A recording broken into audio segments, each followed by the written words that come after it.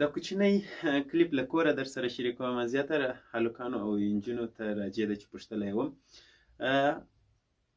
هلکان وایي چې نجونې څرنګه ځوان یا هلک خوښوي. چې ما څومره لیدلي پلټلې مې دي اورېدلې مې دي، نجونې وایي چې ځوان یا هلک باید سمارټ وي.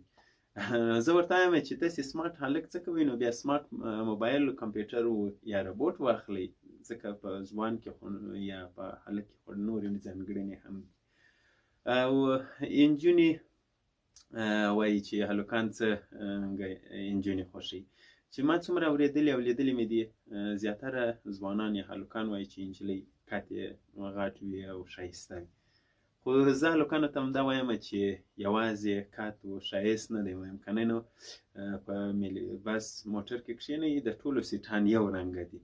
خو مهمه خبره دا ده چې نجلۍ باید هوښیاره واوسي تر څو په ژوند کې ښکلا واوسي.